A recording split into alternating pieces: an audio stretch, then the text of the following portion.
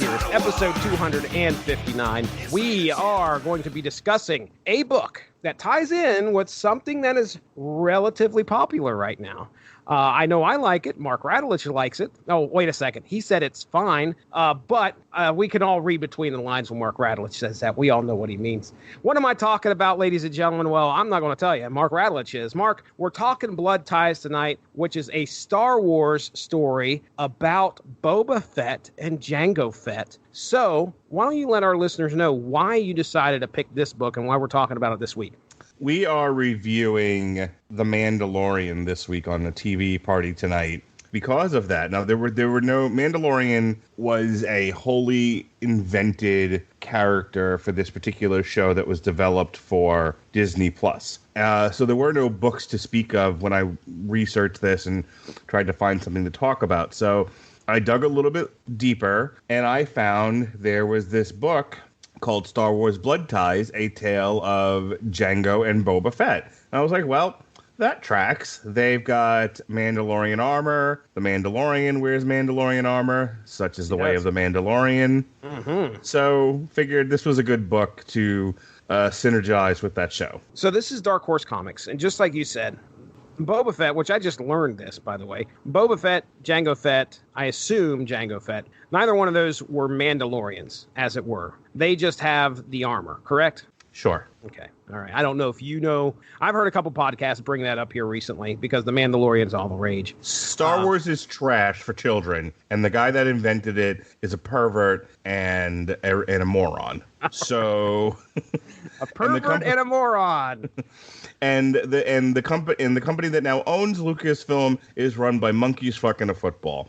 So are they Mandalorians or aren't they? I don't know. Nothing makes sense. Up is down, left is right. It's dogs and cats living together. Mass hysteria. Mass hysteria.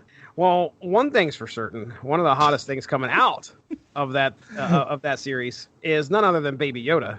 But sadly, sir, Baby Yoda does not make an appearance here on the Source Material Comics podcast tonight.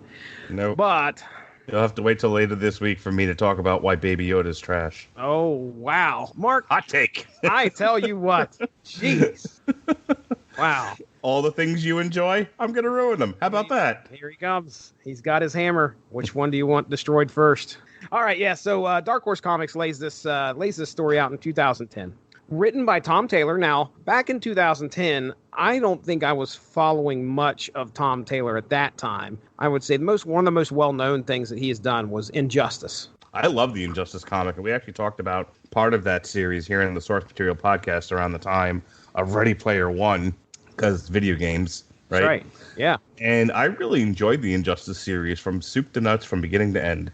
Yeah, I really liked it as well. I remember reading it, and believe it or not, I've had some Twitter interaction with Tom Taylor way back in the day when I was first reading Injustice. By the way, that released in April of 2013. So obviously Tom Taylor is he's still cutting his writing chops on comics. Dark Horse is, if you're looking at the big two, shortly behind that is Dark Horse, I would say, when it comes to comics. So Tom Taylor's writing this tale. The art is by a guy by the name of Chris Scalf. Okay. Oh, the art is so good in this. Chris Scalf can do a fantastic job on a couple things. Number one, he can make an alien look like an alien. And it feels like the Star Wars verse a little bit, the Star Wars universe to me. I felt like, I would, just by looking at what he was drawing, it felt real to me. And I don't know if it's because it feels like there's this kind of like painted style to it, almost reminiscent of Alex Ross. The emotion on people's faces, same thing.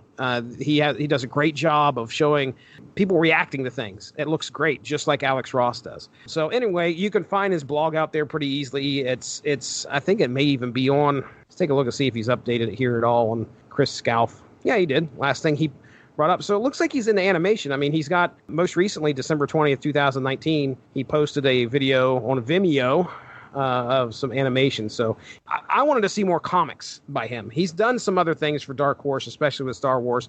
Moving on. So this gets, this has a publication date. It says Blood Ties 2010, but the publication date, 2011, May of 2011. Well, I'm going to get into the summary here, Mark, and this is really easy, and then we'll talk about what happened in the book a little bit, and then we'll get out of here. Not going to be a long show. So here we go. You ready? Yes. Hit it, Johnny. All right. When he is approached, Get him. When he is approached about accepting a bounty to retrieve a young man for an insane crime lord by the name of Tayand, Boba Fett accepts when he learns of the connections between the target, Connor Freeman, and his father, that's in quotes, father Jango Fett. The revelations of Jango's past and the meeting of Boba and Connor will pit honoring a legacy and honoring the code of the bounty hunter at odds with each other. But one thing remains constant. Boba Fett always collects. So that was my own one-paragraph synopsis, Mark Radulich. There you go. Now, you're the Star Wars guy. You're the guy that's coming into this. I would lean on you, sir, for the knowledge and the feel of these characters. So I guess we'll start with what? Let me ask you a question before we start. Yes, sir. Do I continue doing asshole surly Star Wars fan character? You do whichever one you want to do, sir. I just want an honest reaction out of you. All right, I will. I'll behave. I promise. If you just tune into the Source Material podcast because you like Jesse talking politics and you just fucking tolerate my dumbass, or you like me and him together, you like our discussions, but you don't listen to the rest of the shows on the Radulich and Broadcasting Network because you're not interested in the television or movie reviews or whatever, then you haven't heard me kind of go on this rant about Star Wars that I went on during the Rise of Skywalker, which is I've kind of landed where I landed with like Ghostbusters Answer the Call, where I don't hate the property so much as I hate everything surrounding it.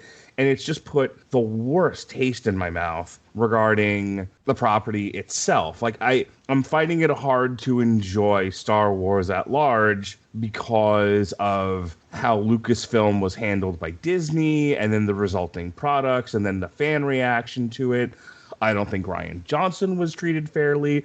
I don't think the trilogy was handled competently. I mean, I don't want to get off on a whole side tangent about it, but I just have a lot of negative feelings towards Star Wars right now. I've kind of amped it up just to be a troll, basically. Your interactions with Chris Bailey are some of my favorites right now.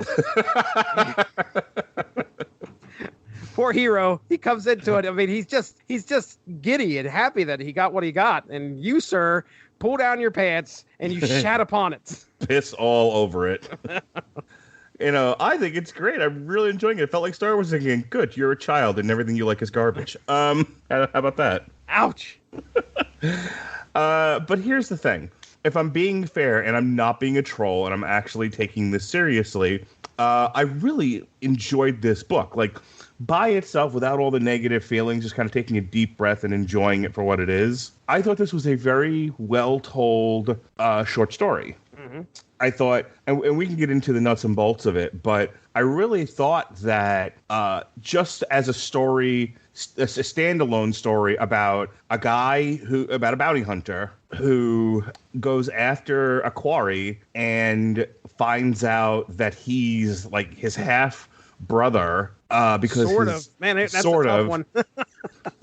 half brother / stepson. Yeah. It's a rough one. So Jango Fett, if we are to take what we know about the prequels, and I don't want to get into a whole convoluted, well, technically in the book, go fuck your books. Disney certainly has. Mm-hmm. So I'm just going to talk about what we learned in Attack of the Clones. In Attack of the Clones, there's a bounty hunter wearing Mandalorian armor named Jango Fett. He loaned his body to the Caminos to have it cloned into a clone army that was ordered in secret by the Jedi. Maybe this was never really made clear. I think at the behest of Palpatine, he certainly needed there to be a humanoid army that can be controlled when he stepped up into power. Mm-hmm. And so that's the purpose of the clone army. If the long-term plan was to get rid of the Jedi, they needed something else to step into that place to maintain order throughout the galaxy. And so this cockamamie plot was launched to have a clone army developed, and the model they used was Jango Fett. Jango Fett, the only thing he asked for in return, aside from like a place to park his carcass, was he wanted one of the clones for himself to raise as his son. So Boba Fett is really just a clone of Jango Fett named something different. However, in this story, we learn one of the Stormtrooper Jango clones defected, basically. He abandoned the Republic. Yeah, he didn't want to have anything to do with the war, and he wanted to make a life and a family for himself. Right. So he fled, and he met a gal. Him and this gal had a kid. So that kid is genetically like half Jango Fett. Now, the story revolves around the fact that they can't have clones running about the galaxy, not being stormtroopers. Yeah. Aside from the fact that this is before Attack of the Clones, so they don't want the word to get out just yet because this whole plan could fall apart. This whole cockamamie plan. Okay. All right. I noticed they made sure to mention where this fell in the timeline, which was like 20 some years before the Battle of Yavin, which this has to be right before Attack of the Clones because, I mean, when Obi-Wan Kenobi finds Kamino and finds the army, they've been at this a while. There's like 1 million troopers made. Okay. All right. What is the Battle of Yavin? The end of Star Wars. The end of A New Hope. Okay. All right. Got it. The Battle of Yavin is the attack on the Death Star. The original attack. This either happens right around the beginning of Attack of the Clones or just before because Christopher Lee's still alive. Yeah, Count Dooku. Yes, Count Dooku, who puts a bounty on the defector's head and sends Jango after him. And I think when Jango realizes who it is, there's a realization of why this is important, and they were willing to pay double his fee to get this done. There's a really great bit in this first setup about, are you the kind of guy that would shoot yourself in the head? Yeah. And he does. Yep. Yeah, I remember he looks at him and he has the gun, pointed at the defector, I guess is what we'd call him. And the guy looks at him and says, can you shoot yourself in the face? And then I think he asks a question like, I think Jango goes, well, would you? And the defector's like, no, I wouldn't. And then he pulls the trigger and he goes, you're not me. I'm like, fuck yes, man. That's good stuff. It was good writing. Did you ever watch the Clone Wars series? No, I did not. Okay, one of the things they established in the Clone Wars series is that while they all look and sound alike Jango Fett, they developed personalities all their own. The clones are not 100% like the exact copy of Jango down to the personality. Some of them got some googly eyes, and then the other one's got a stripe mohawk. I mean, they yes, as a matter of fact, they're kind of like gremlins. You're right. It was more of, at first, their personalities deviated to one degree or another. So some have more anxiety, the others, some are more gung-ho, some have leadership qualities. And the Camino said that, these were bred to be soldiers, but once they were bred and put into the field, they started to evolve. And then secondary to their psychological evolution, their personality evolution, there was physical evolution. Some of them shaved their heads. Some of them had mohawks. Some of them grew their hair long. They took on new names. So while the idea was to create kind of like an equivalent to the droid army, but with humanoids, what they ended up with was, at least at the start, was an army full of varying humanoid people. Okay. Varying humanoid soldiers, I should say. People would be redundant.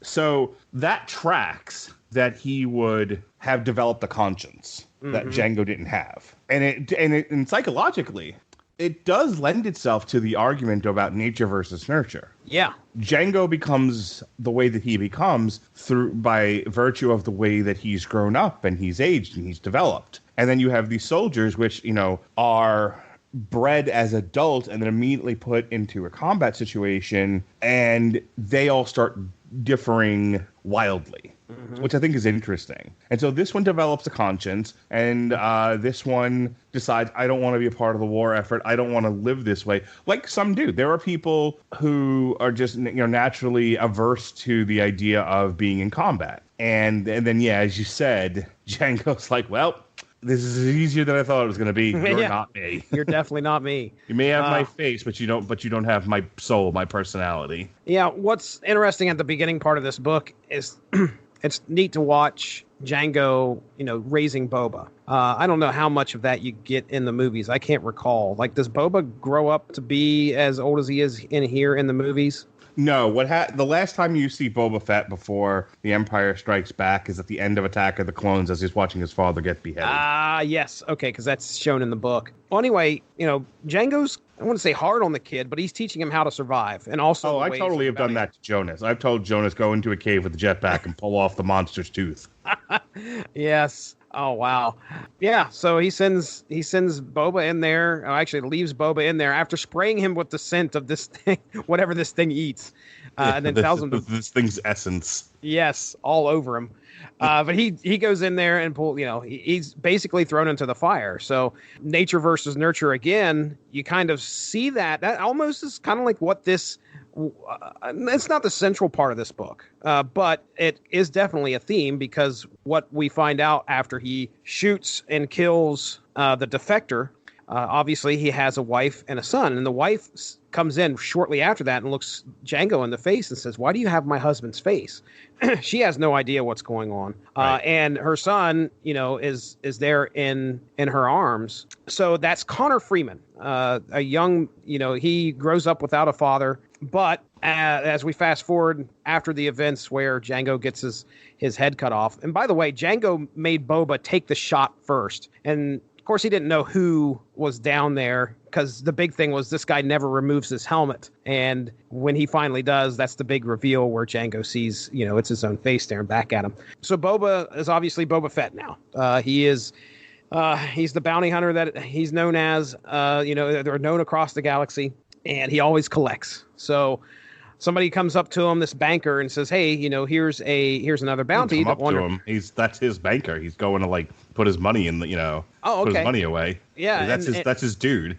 And is he like? Well, I don't know. He's a handler, basically. Got it. So he says, "Well, what do you think about this bounty here?" Right. And Boba Fett's like, "Well, that's not very much. I'm not." He's almost not interested. But then the banker discloses, "Well, your father has been depositing money into this guy's account for since he was a child."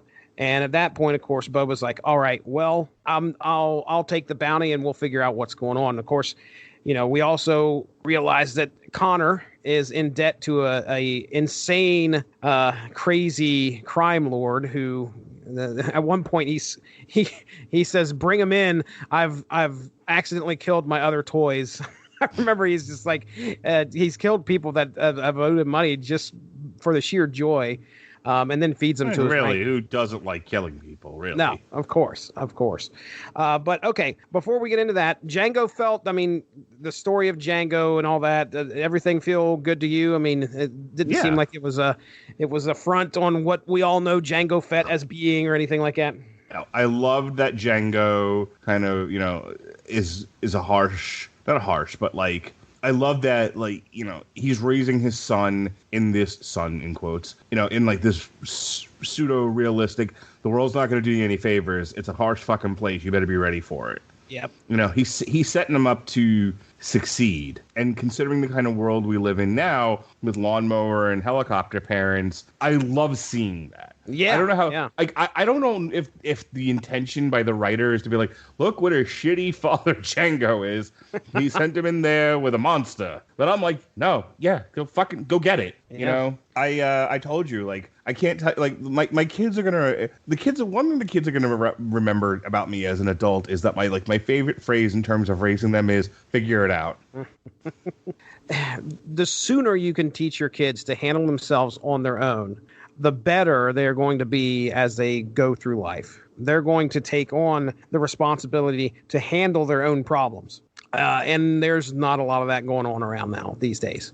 Did I ever tell you about my first day on my new job 5 years ago? I don't think. I walk into the department that I was going to be working in, and I hadn't, I trained a little bit on the electronic medical record system, enough that I could kind of muddle my way through it. but I hadn't really been on my own, and I certainly hadn't been trained in the department that I would be working in. I kind of walked through it once, and that was it. So I come in for like my first real day of work, ready to be trained, and not my boss, but her boss at the time from corporate said, sit here. We're going to hand you face sheets. Call those people up, do this, then give the face sheets to the other nurses. I'm like, okay. And then he walked away. Okay. That's how I got trained. Nice. I have told that story to everyone I've ever trained. I was like, like if you think I'm going too fast or you're getting like overloaded, just remember I got none of this. I got told, open that, ask those questions, goodbye. Mm-hmm. So yeah, sometimes you're just dropped into a situation and you got to just figure it out. Yeah. Take a deep breath, look at the tools you've got in front of you, find the tools if they're not even there, and make it work. That's the expectation as an adult. That's my philosophy with raising kids, quite frankly, and training my colleagues. And and that's what I got out of the interactions between Jango and Boba is that I'm not always going to be around, especially in our line of work. Jedis might come and chop my fucking head off. These masters of peace and tranquility throughout the galaxy. Yes, sir. You better learn to figure shit out quickly, or you're going to end up with a blaster bolt through the head. Mm-hmm. And I love that. Tell me about what you thought of Boba Fett here. Most I know about Boba Fett is what I've seen on screen, which is I don't even remember him talking very much on the screen. I think he may have said like 2 or 3 words. He was a fucking costume. He was a plot device. That's all he was. But much like Baby Yoda and Tyler Durden and puppies... the fans loved him. The fans took one look at him. He did nothing. All right. Do you realize what happens in The Empire Strikes Back? That he's just a costume at this point. Okay. So the Empire has been running after the Millennium Falcon for like half the movie. And at this point, Darth Vader's like killed half the fucking Empire just out of frustration because they can't catch it no matter what they do. So he's like, "Fuck it, I'm calling in crooks." So he calls a town meeting with a bunch of bounty hunters. There's a robot, there's a lizard, there's a guy in a suit of armor, there's a midget with bandages, and you're painting a scene here. I can see it now. There was a bearded lady, yes, a strong man. I remember that one. Yep. There were 3 chipmunks in nightgowns, and possibly a green ghost eating hot dogs. I don't remember. It's been a while. Might be getting some movies confused there, but I digress. So he's just like, hey, go get this fucking ship. I've had enough already. And don't murder them. I need them alive to use as bait. Okay? Boba Fett says fucking nothing during the scene. He just stands there. Darth Vader just shoves his finger in his face. He's like, no disintegrations. And Boba Fett, it's a fucking mask. He can't even blink. There are no emotions, sir. He just sits there. Just like sighs underneath the mask. So then as the Millennium Falcon is like clearing the asteroid field, and this is the bit where they had gotten out of the asteroid field, but they had attached themselves to one of the Star Destroyers. Then the plan was they were going to float away with all the junk, and then the next setup is they're going to go to Cloud City. So they do that, but hanging out in the debris is fucking Slave One. It's Boba Fett. Okay, and so the next thing he does is he just goes after him. And then the next time you see him, he's hanging out with Darth Vader. He pulls a gun on Han Solo. Darth Vader blocks all the hand shots. He's like, sit down, stupid. And then you don't see him again. Nope. On the next scene, they're torturing Han, and him and Billy D. Williams are just like hanging out, and they stare at each other, I guess, because you don't see fucking Boba Fett's face because he's wearing a helmet. But there's like no dialogue really exchanged there from what I remember. They're just kind of looking at each other as they hear it. Harrison Ford having an orgasm. So the next scene is he's standing in the background and he has one line of dialogue. They're just like, he's no use to me dead. And Darth Vader's like, stop your bitching. He's probably not going to die in the carbonite, but he's not even who we're after. We're going to test it on him, make sure this fucking thing works, so that way we can throw Luke Skywalker in there. And they do it, And then there's a shot of him walking to Slave One with the frozen hand. He's in the ship, bit of a firefight. He takes off. That's fucking it, dude. That's it. That's it. Okay. He's no use to me dead. I think might be the sum total of his dialogue. Wow. So we don't have a whole lot to go on then, I mean, other than that, and then... No, but a generation of people who can't not look at a puppy and fall in love with it thought he was the coolest fucking thing ever. I thought he was pretty neat. I didn't exactly... glom onto him like... I mean, I'm trying to think of what I really enjoyed out of Star Wars when I was little. Boba Fett might have been up there. I mean, top 5 maybe. I always thought the robots were cool. And the Ewoks. The Ewoks. You like the Ewoks? The Ewoks, sir. The Ewoks straight up kick the Empire's ass on Endor, dude. And they're just little Care Bears. That's all they are. Ewoks. You and me, man. No wonder we get along so well because we're the fucking opposite. Little bears. They say, Care Bear stare, and they take out the Empire. There you go. Set yourself up a few logs. You know, AT-ATs coming through or whatever the hell they are, the walkers. No problems. Was your favorite song that year Yub Yub? Yub Yub Nub Nub. Yub Yub. Jicka-pa-go-pa. Jump Jump Jickety Boo. That's beautiful. Now I want to go listen to the soundtrack. Well, okay, so... I want to get off. So a long... After this diatribe you had here, okay? The diatribe, the Boba Fett diatribe. Tell me about what you thought of Boba Fett in the book. Boba Fett's the fucking man. He's good in here. I mean, this is the one thing that this character needed, and that was depth. I was gonna say, Boba Fett's been great in everything but the actual Star Wars movies. Yeah. There's this jump from Attack of the Clones where he sees his father fucking beheaded, to I don't think there's been a whole lot. Yeah, there's not a whole lot. There's more done with him post Return of the Jedi than there is pre A New Hope. So you figure it's like, those are kind of like the non-Bible Jesus years. Like, shit happened. There's Jesus as the child. And the carpenter, and then there's this whole period of time that's not accounted for in the Bible. And then when we see Jesus again, he's preaching. Mm-hmm. He's preaching the gospel. I don't know how well you know your religious history, but that's the I'm going to take your word for it. That is my understanding. Call it the good word of Mark. Open your Bibles to pay. No, there's like there is a book after you in there. Yes, one of the Gospels. Very good, Jesse. Thank you.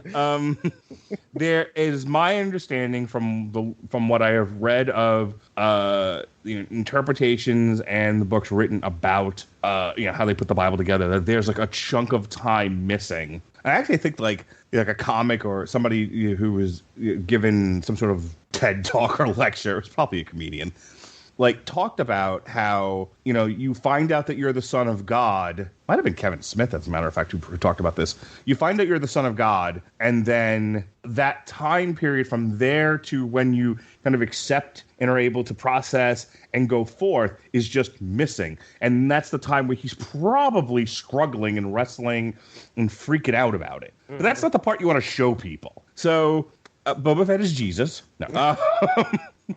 You didn't think we'd get there, ladies and gentlemen, but we have.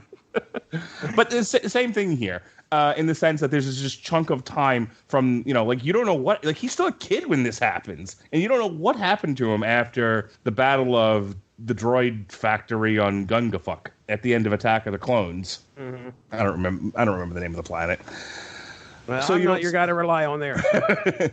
And so you don't see him again until Empire Strikes Back is the point. I mean, yeah. Some nerd is like, yeah, technically he walks by in the panel in New Hope when Han confronts Jabba. Go fuck yourself. Speaking of walking by in the panel, Bosk, I don't know how much he got paid for just walking through. Okay, what is that his name? Bosk or Bask or whatever the hell his name is. Yeah, no, it's Bosk. Bosk shows up for like 2 seconds, and then he's like, okay, good. Yes, give me my check. That's a great part of the book. Bosk, what are you doing here? A very brief cameo. That's exactly what he should have said. He like walks out in the middle of this fight and he talks to Boba Fett and then he walks off. It's like, I'm not interested. Tell me about your thoughts on Connor. I mean, Connor, we talked about nature versus nurture. You mentioned it earlier. They're like somehow brothers. obviously Jango Ray's they're at best stepbrothers, yeah. Clone brothers. Clone.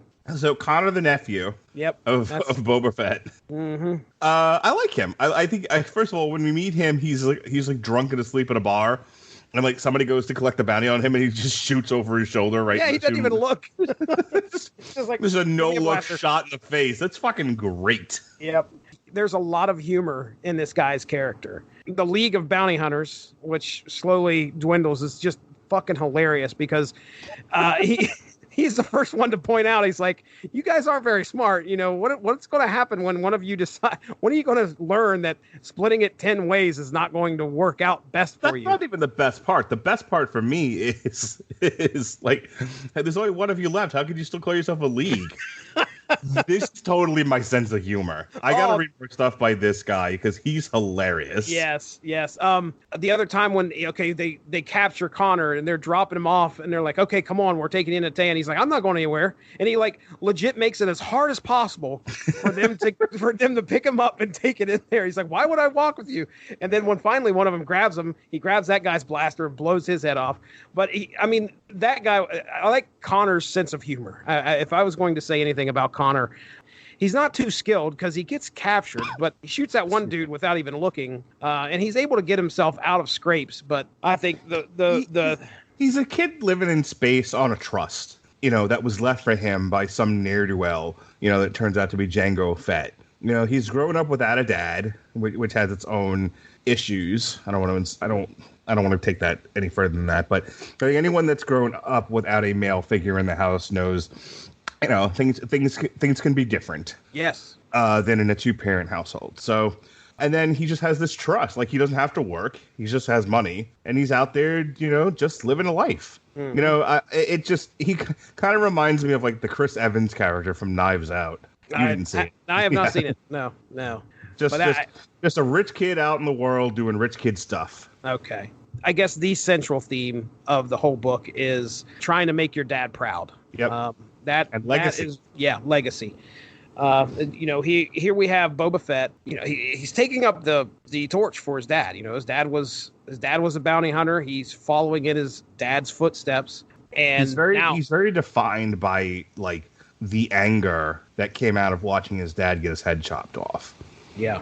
And like doing right by his dad. Like that's basically Boba Fett's identity. My dad was a bounty hunter. He raised me to be a bounty hunter, and then I saw him get killed, and I have to like avenge him by being the best bounty hunter that I can be. Mm-hmm. Which I think is a pretty cool idea. Yeah. Not that you'd see that in any of the fucking movies, because the next time we see him, he'll get accidentally knocked into the pit of Carcoon. And Wilhelm scream while he does it. Yeah, fucking goofy. Oh, wow. Disney had their hands in that one way before you even saw it coming. So I know the Wilhelm scream's been around for a while.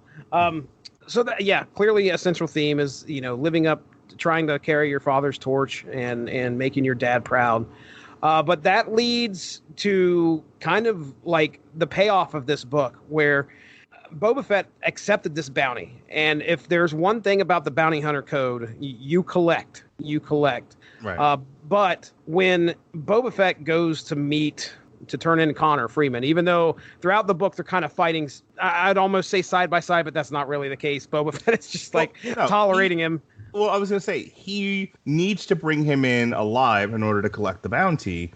The guy just thinks Boba Fett's just going to sell him out and be done with it and like run off with his money. So he has no reason to cooperate with Boba Fett other than he probably stands a better chance of living through the experience with Boba Fett than he does anybody else. Mm-hmm. But if he could have gotten away from Boba Fett, he would have, because he doesn't fucking know Boba Fett's going to try to save him. Yeah, he's trying to run. So, but what they both end up doing is finding a common enemy in the League of Bounty Hunters, who are also trying to cash in on this. I had him first. You never had him. You never had him. So good. Like I said, Boba Fett, the way he's presented in this is like he's just like uber confident, and a total badass. It's great. He's a great fun character to follow, but he has like this inherent almost moral code. Like, he's in a shitty business doing shitty, shady things, but he lives by a degree of honor that separates him from some of the other scum, which I like. like. You know, it makes him a sympathetic anti-hero. Yeah. So, yeah, he's turning Connor Freeman in,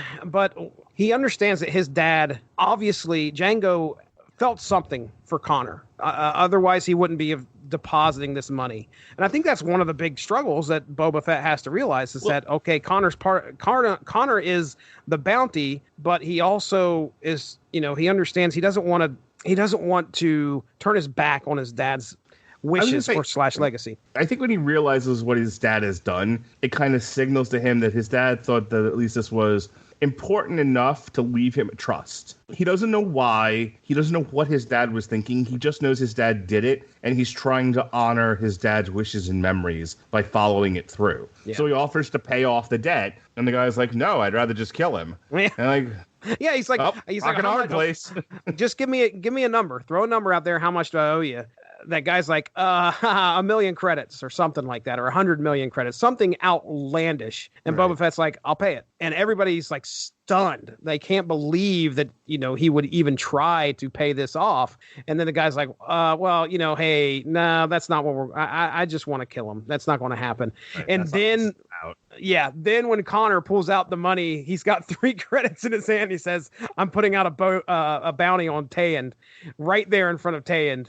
And Tayand gets up. He's like, you don't want to make an enemy of me. And then Boba Fett just puts a blaster right through his fucking head. And he's going to say, at that point, I think Boba Fett knew if he didn't shoot his way out, he wasn't getting out. Yeah. You know, him and this kid were not getting out of the situation alive once he decided the kid wasn't going to die. Mm-hmm. It's a fun exchange. I have 3 credits, and I want to put a bounty on Tayand. That's funny, but it was neither here nor there. It was going to happen. I think that Connor realized where Boba Fett was leaning, but he wanted to give Boba Fett the out in order to at least stay true to the bounty hunter code. Okay. Sure.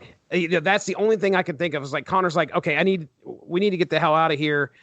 What's the best way that I could do this so you could be on my side and fight with me? You know what it reminds me of? The end of Brewster's Millions. Okay, it's been a while. Tell me.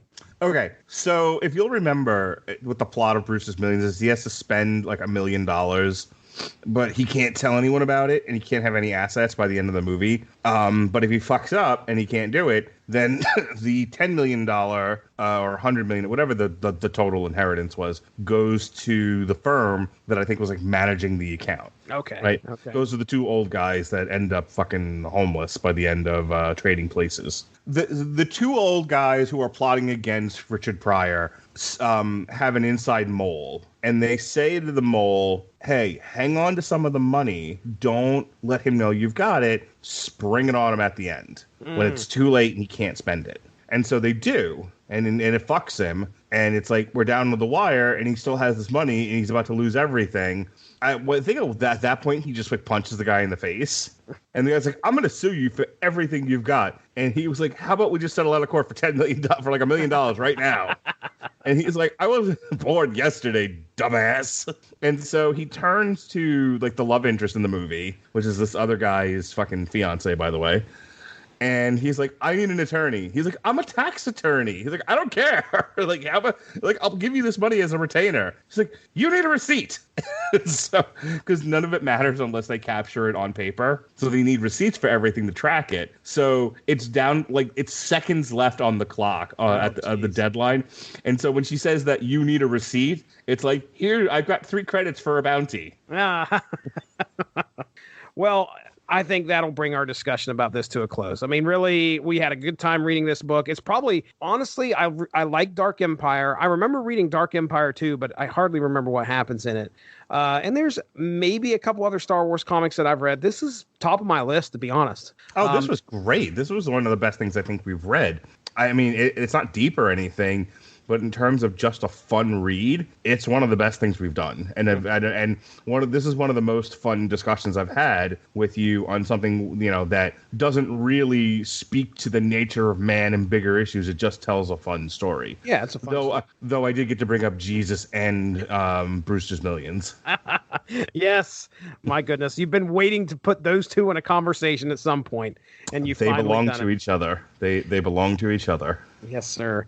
I just want to real quick. I didn't mention this at the beginning, I don't think, but I did have the chance. When I first read this, I sent a tweet out. I put you in the tweet, and I put the author of this book, the writer Tom Taylor, in here, and I said something along the lines of that this will be a fun one to talk about. And Tom Taylor actually got back with us, and he actually quoted my tweet and then put this out there for all his followers as well. And he said that Blood Ties was one of his personal favorite stories that he's ever written.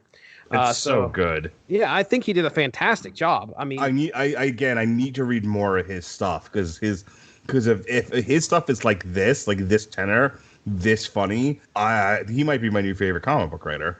Well, me and you were talking about, we did Injustice, so I know we've talked about him in the past. I recently read Deceased, which was actually... That. It's a good zombie story. I'll put that out there. So, yeah, I agree, man. Tom Taylor's got some writing chops on him. He definitely deserves to be where he's at, working for DC and writing some of the better stories that are out there. All right, Mark Radulich, let's get out of here. This was a fun book, fun discussion. What do we have upcoming on the Radulich and Broadcasting Network this coming week? All right. Assuming shows don't get rapidly canceled. Tomorrow on Source Material, you'll get another dose of Source Material. Crisis on Infinite Earths, the original. We'll have a review, in theory, of 1917. We'll have a review of The Mandalorian and a review of the CW Crisis on Infinite Earths. Love it. Love it. There might be more, but every time I fucking tell people what we're doing, there's a 50% chance people cancel on me, so I don't want to do long plugs anymore. I understand that. Just kind of stick to what's coming up recent. Perfectly fine. I'm not talking about what happened last week because it might not have actually happened. All right, let's get out of here. I think that's it. That's Mark Radulich. I am Jesse Starcher. We will be talking to you next week. Actually, tomorrow, just like Mark said, we'll be talking to you tomorrow about Crisis on Infinite Earths. That's right. We are finally getting to that book. It'll be a fun one. That's Mark. I'm Jesse. We're out of here. Bye. Thank you all for joining us. Make sure to give that Radulich in Broadcasting Facebook page a like to stay up on top of all the great podcasts we have to offer. We are at home on Spreaker, but you can also find us on iTunes, Stitcher, TuneIn Radio, and recently we have hit the air on Spotify. Find your favorite podcast platform and type in RADULICH to subscribe for some great content. If you enjoyed this show, please feel free to share and spread the word. And as always, we appreciate any feedback and look forward to entertaining you again soon.